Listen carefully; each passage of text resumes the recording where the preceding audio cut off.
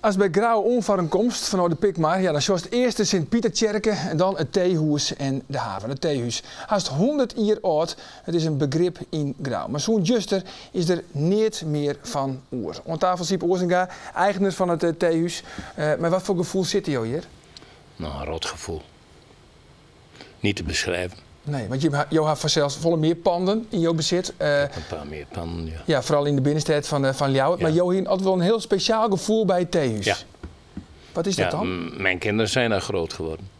En we hadden de boot daar in de haven liggen, vrijdags. En dan gingen we, met z'n allen gingen we daar naartoe. Dan gingen die kinderen en moeder aan boord. En ik kwam s'nachts om 4 uur binnen. En dan waren we 's morgens weer mooi op tijd op het water. Ja. En welke tijd hebben we het dan? Wanneer heb je het theehuis gekocht? Ik heb het theehuis gekocht in de jaren 70, 75. Maar dit speelt voor de jaren 70. De kinderen waren nog klein. Ja, maar doet je het kocht in 74 dat wie gelijk leeft op het eerste gezicht? Nou ja, toen had ik al een binding met het theehuis. Ja. Ja.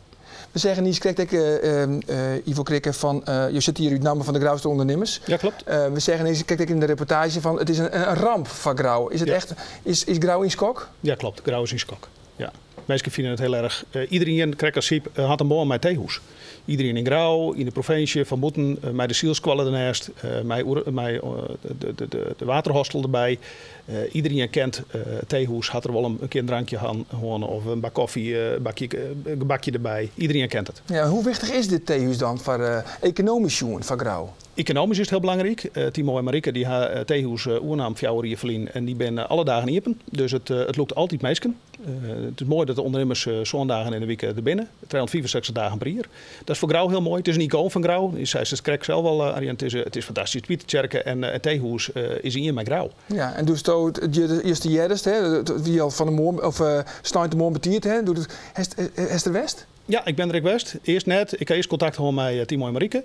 Die weer in onderwijs nog vanuit een week in Fort in Antwerpen. Contact gehad of we wat wankoeren als ondernemers. En vanuit dat moment wie het een en al steunbetuigingen en hulp aanvragen. En toen ben ik West, Friso Douwsta wie er ik al op tiet, namens gemeenterieën. En daar hebben we het gewoon over oplossingen en de schouders eronder om verder te kunnen. Ja, dat zeg ik niet. Kijk ook al in de reportage. Hè? De eigenaar die wil gewoon echt slump, die wil gewoon echt trots zetten. Ja. Maar Idwine, of dat heeft plan om te trouwen. 12 mei is het trouwen. Ja. En het feest dat zou plakvinden in het theehuis. Ja, en dan hoor je het bericht. Ja, en toen? Ja, ik zat toevallig in een auto samen met mijn vader. En de telefoon ging de hele tijd. Ik zei, de auto moet aan de kant, want er is wat aan de hand. Ik weet niet wat. Dus ik kreeg een foto op de app eigenlijk van mijn vriend. En er stond bij, sorry schatje. En toen dacht ik, nee. Dus toen heb ik eerst heel veel verkeerde woorden de revue laten passeren. Maar gauw naar huis. En dan kom je thuis en dan heb je het erover. Want dan denk je, ja, wat nu? Ja, wat nu? Want ook is dus zo, wordt de bruiloft uitsteld? Nou, dat is de vraag. Er zijn 2 mogelijkheden, hebben wij gezegd. Het is of op zoek naar een andere locatie of inderdaad uitstellen. En als je op zoek gaat naar een andere locatie, wij zeiden dan tegen elkaar, we hebben gewoon met veel locaties weinig. En met het theehuis hebben we gewoon in die zin heel veel. We komen er graag. Doekle heeft daar heel lang gewerkt. Dus je hebt daar een bepaald gevoel bij. Ja, en dat heb je niet bij andere bedrijven. Ja, dus ik jij het al, de bril wordt uitsteld. Wie weet, ja. Ja, maar hoe komt het, jongens? Hoe komt het? Want komt er weer een nijtheehuis? Er komt een nieuw theehuis, ja. 100%? 100%, ja. En dan, want ja, ik snap ik, want de mensen die er nou zitten, die hebben natuurlijk een heel soort feesten. Er zitten al je reserveringen in de plant. Ja. Hoe maakt dat nou alweer? Ja, dat is een goede vraag. Maar het theehuis komt er weer.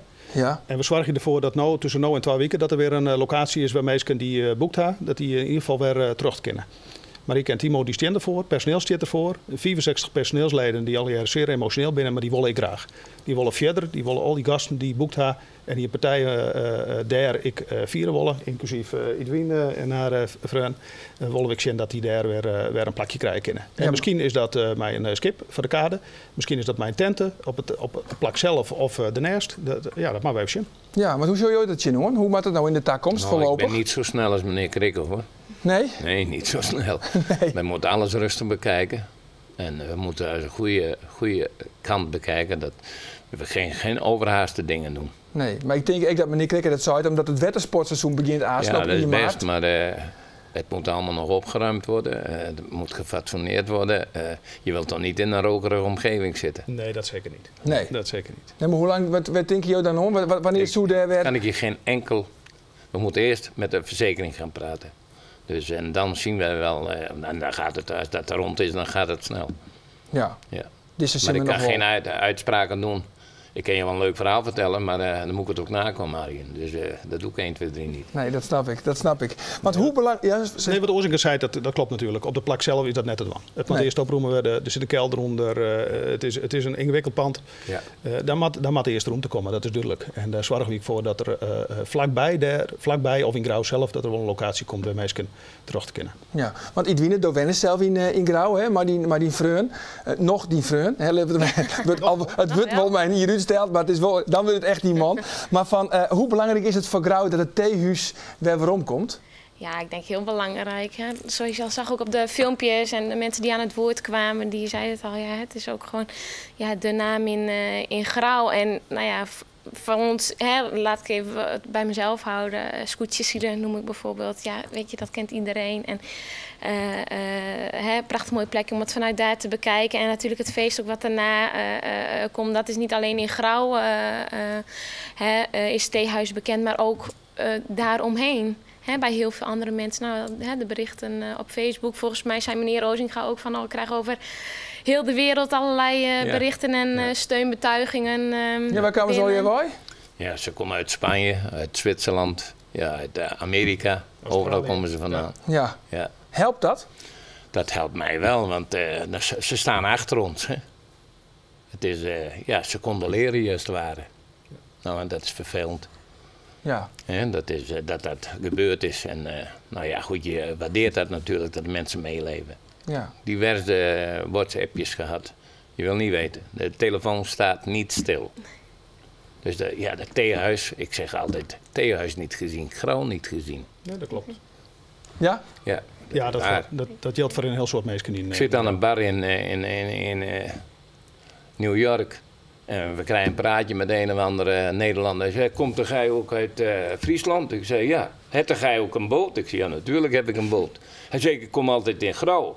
En dan drinken we een bakje thee in het theehuis. Ik zei, ik ben eigenaar van het theehuis. Nou, dan zit je in Grauw. In New York. Ja. Prachtig. Dat is toch prachtig? Ja, dat is fantastisch. Ja. Nou, het theehuis, net. Theehuis niet gezien, Grauw niet gezien.